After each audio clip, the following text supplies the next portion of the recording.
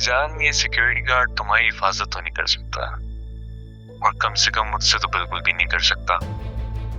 देखो फिजा, मुझसे शादी कर लो, सब के सब मसले हल हो जाएंगे, वरना एक एक करके अपने प्यारों को खोने के लिए तैयार हो जाओ। मैं क्या कर सकता हूँ, इसका ट्रेलर तो तुम देख चुकी हो। ठीक है, मुझसे मिलो, पर ये मैं बताऊंगी कि कब और कहाँ।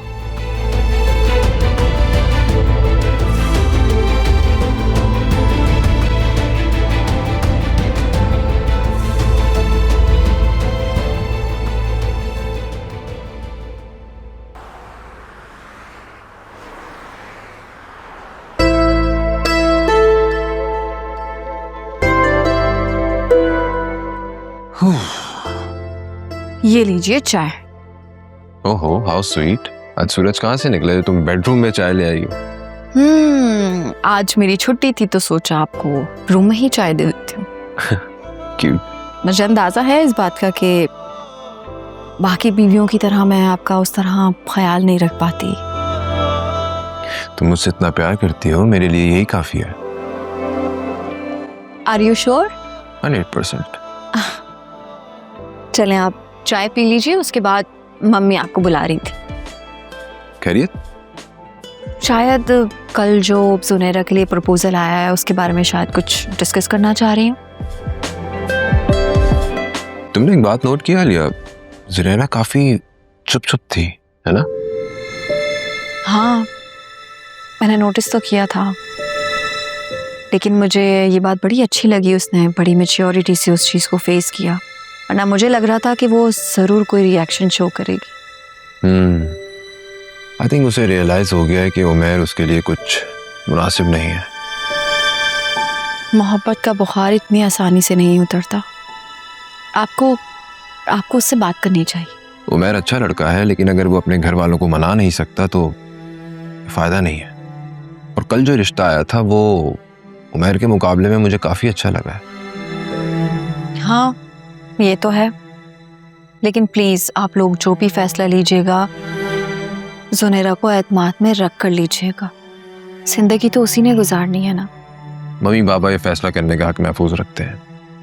और आप क्या फैसला करने का हक महफूज रखते हैं?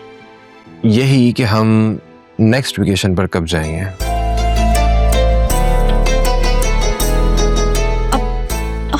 क्या हुआ, तुम्हें वेकेशन का सुनकर खुशी नहीं हुई? मैं तो सोच रहा हूँ कि एक हफ्ते के लिए हम दुबई चलते हैं, बड़ा मजा आएगा, एंजॉय करेंगे खूब। हाँ, आइडिया तो बहुत अच्छा है, हम जरूर चलेंगे, लेकिन फिलहाल आपको मम्मी बुला रही हैं। ओके मैडम, मैं मम्मी के पास से आता।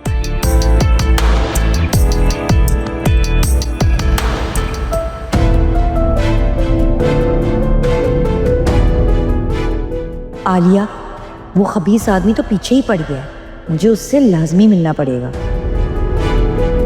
से दरअसल कल अनीता जाते जाते भी ना मुझे घर इनवाइट करके गई हैं, और यकीन करो मुझे सब कुछ बहुत अच्छा लग रहा है। मैं बस चाहती हूँ कि सब कुछ जल्दी हो जाए। वैसे भी आजकल अजीब अजीब वहम सताते रहते हैं मुझे। अल्लाह माफ करे, बस हर अच्छी चीज को, हर अच्छी बात को कुछ लोगों की नजर ही खा जाती है। वो लड़का शान जिस ऑडिट फर्म में जॉब करता है, वहाँ मेरा एक पुराना कुलीग भी होता है। इनफैक्ट दोनों बहुत अच्छे तरीके से एक दूसरे को जानते भी हैं।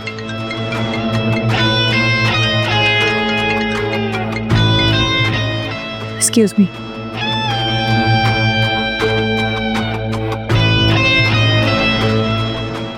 से मेरी तो हसरत ही रह गई कि तुम्हारी बीवी इस घर के मैटर्स में कोई इंटरेस्ट नहीं। उसे तो बस नंद और देवर को उल्टी सीधी पट्टियां पढ़ाने के अलावा और कुछ नहीं आता, वो भी हमारी पीठ पीछे। तुम यकीन करो, कल वो रिश्ते वाले आए थे ना, बिल्कुल खामोश बैठी रही। ये नहीं कि नंद का रिश्ता आया है, आगे बढ़ चढ़ के काम करे, चाय सर्व करे, उनसे दो चार बातें करे ताकि पता तो चले कि कैसे लोग हैं। लेकिन नहीं, मुंह में लट्टू दबा के बैठी रही। बस बार बार मुझे कहना पड़ा कि कुछ बोल लो। इशारे करती रही मगर समझती नहीं है ना, जानबूझकर ऐसे करती है मेरे साथ। मम्मी अब ऐसी भी कोई बात नहीं है, वो बात कर रही थी सबसे। कर रही थी, कोई नहीं कर रही थी।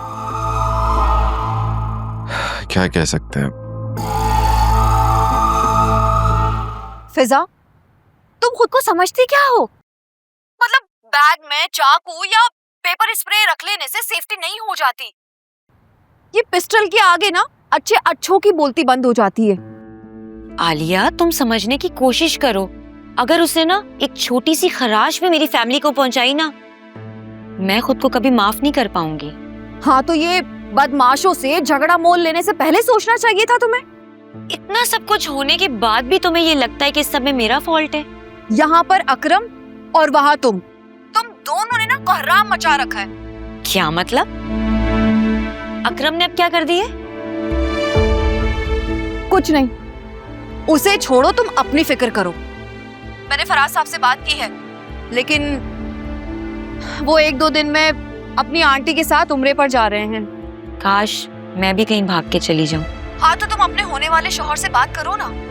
उनसे कहो कि फोन पर ही निकाह पढ़वाएं और तुम्हें वहां बुला लें। इस तरह सबकी जान छूट जाएगी। मैं तुम्हें सच बताऊं, मुझे तो ये रिश्ता ही खत्म होता हुआ नजर आ रहा है। क्या? ये तुम क्या कह रही हो? कुछ हुआ है क्या? किसी ने कुछ कहा है? तुम दोनों के दरमियान लड़ाई हुई है क्या?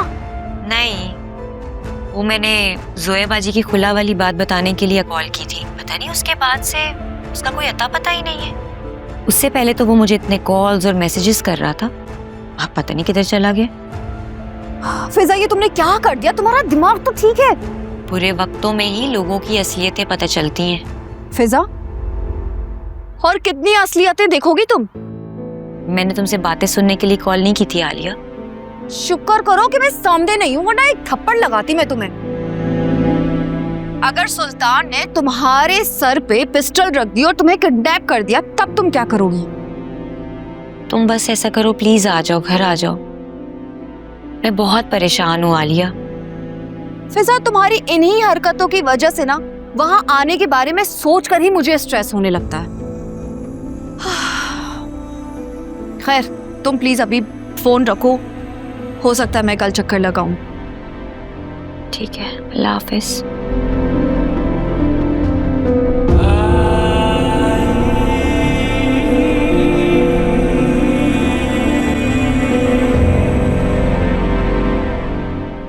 भाई आज का नाश्ता तो सबसे स्पेशल है, क्योंकि ये हमारी जुनैरा ने खास आप